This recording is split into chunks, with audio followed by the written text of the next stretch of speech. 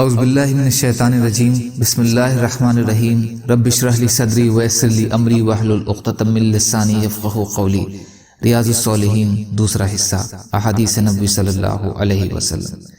حضرت ابو قتادہ رضی اللہ تعالیٰ عنہ روایت فرماتے ہیں کہ رسول اللہ صلی اللہ علیہ وسلم لوگوں میں خطبہ ارشاد فرمانے کے لیے کھڑے ہوئے تو آپ نے فرمایا، اللہ کی راہ میں جہاد کرنا اور اللہ پر ایمان لانا تمام عملوں سے افضل ہے۔ تو ایک شخص کھڑا ہوا اور کہا، یا رسول اللہ یہ بتائیے، اگر میں اللہ کی راہ میں شہید ہو جاؤں تو کیا مجھ سے میری خطائیں معاف کر دی جائیں گی؟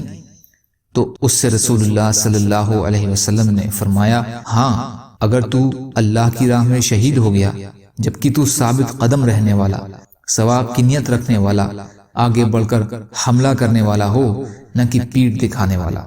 پھر رسول اللہ صلی اللہ علیہ وسلم نے فرمایا، تو نے کیسے کہا تھا؟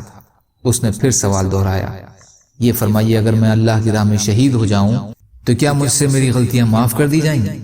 رسول کریم صلی اللہ علیہ وسلم نے فرمایا، ہاں، جبکہ تو ثابت قدم، خالص نیت سے آگے بڑھ کر لڑنے والا ہو، پیٹھ پھیر کر بھاگنے والا نہ ہو، تو یہ شہادت خطاؤں کا کفارہ ہوگی، مگر قرض معاف نہیں ہوگا، اس لیے کہ جبریل علیہ السلام نے مجھ سے یہ بات کہی ہے۔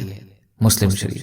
فائدہ اس میں ایک تو شہادت کی عظمت و ثواب بیان کیا گیا ہے اور یہ انسان کی کوتاہیوں کا کفارہ بن جاتی ہے، لیکن اس کے ساتھ ہی اس کی 4 شرطیں بھی بیان کر دی گئی ہیں جو حدیث میں موجود ہیں، ان کے بنا کوئی شہادت مقبول نہیں ہے۔ دوسرا یہ کہ بندوں کے حق معاف نہیں ہوں گے جیسے قرض ہے، اسی طرح بڑے گناہ بھی خالص توبہ کے بنا معاف نہیں ہوتے۔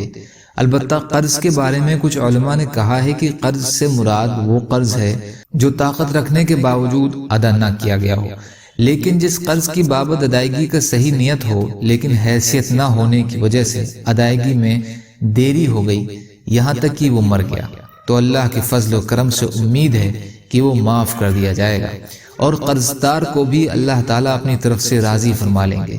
کچھ احادیث سے بھی اس بات کی وضاحت ہوتی ہے۔ حضرت جابر رضی اللہ تعالی عنہ روایت فرماتے ہیں کہ ایک شخص نے پوچھا، یا رسول اللہ صلی اللہ علیہ وسلم، اگر میں شہید کر دیا گیا تو میرا ٹھکانہ کہاں ہوگا؟ آپ نے فرمایا، جنت میں۔ تو اس نے وہ کھجوریں پھینک دیں جو اس کے ہاتھ میں تھیں، پھر جہاد کیا یہاں تک کہ شہید ہو گیا۔ مسلم شریف۔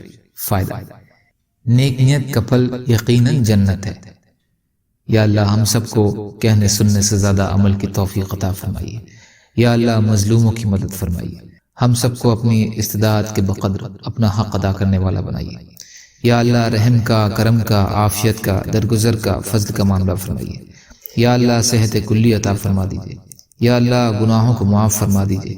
یا اللہ پریشانیوں کو دور کر دیجیے۔ یا اللہ سچی توبہ کی توفیق عطا فرما دیجیے۔ سبحان ربک رب العزت عما یصفون والسلام علی المرسلین والحمد للہ رب العالمین برحمتک یا ارحم الراحمین لا الہ الا اللہ محمد رسول اللہ والسلام علیکم۔